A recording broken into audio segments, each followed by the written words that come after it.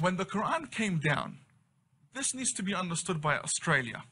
The Quran came down to a tribe of ignorant people. It didn't come down to educated people. Shockwaves right around the world.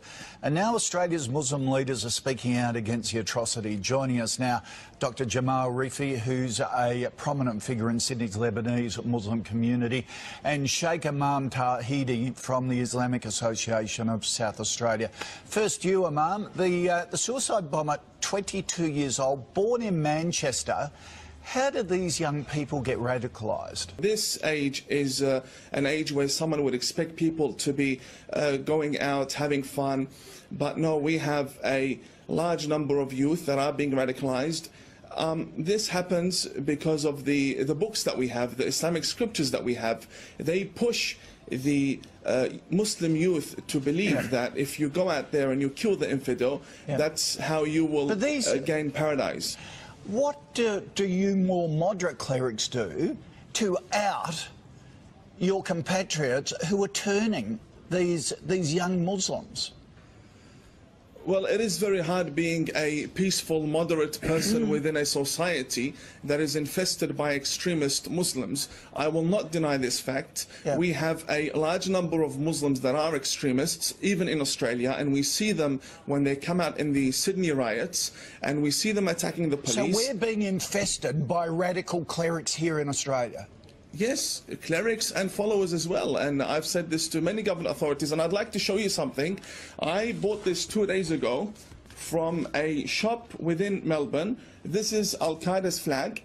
These are stickers that are being sold for a few dollars. They have them on their windscreens, they have them everywhere. Jamal, you've constantly condemned many acts of terror. Do Muslim leaders have to be more vocal?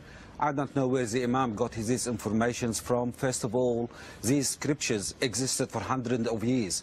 They didn't incite for violence or terror act. It is an ideology of the so-called Islamic State and Daesh, and they are actually targeting the vulnerable young people, impressionate people. Imam, you're shaking your head.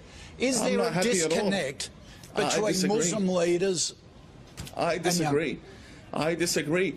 We have a situation where there is a month doesn't go by without a terrorist attack happening somewhere around the world. And for the past 1,400 years, we have had a religion of war. It's not something I'm imagining. These are facts. We've had many wars. How did Islam spread from Saudi Arabia down to Indonesia and Bosnia? All spread by the sword. We had many wars. And for someone to come and say these Islamic scriptures have nothing to do with it, I mean, that's against the facts. That's not true. The Islamic scriptures is exactly what is pushing these people to behead the infidel. Let me tell you something. The people that are beheading, that the person that killed the young girls in Manchester did so believing he was going to dine with the Prophet Muhammad that very night. And that is because the Islamic scriptures... That's not true. There is nothing in Islam that will justify... Do not lie to the Australian nation. Listen, we have there is in our nothing books in the Islam teachings that will justify killing innocent people. to behead people and to kill and massacre people. You cannot sit there and lie to the Australian people. Wait a second. I came here believing that you are a moderate person. Do not lie to the Australian public. Reply to Jamal. I never lied in my life. I've always said what I believe in, and what I believe in is the truth. Now, these suicide bombers, that what we saw in Manchester, everyone would know in the Muslims community that he is not going into heaven, he's going to hell. He just killed innocent people, let alone children. It is a horrific act. We condemn it, we are against it, and there is nothing in our religion will support killing of innocent people. Full stop. Okay. All right. Thank you for you both, for your time this morning. I appreciate it. Thank you. God bless you. Sam, just...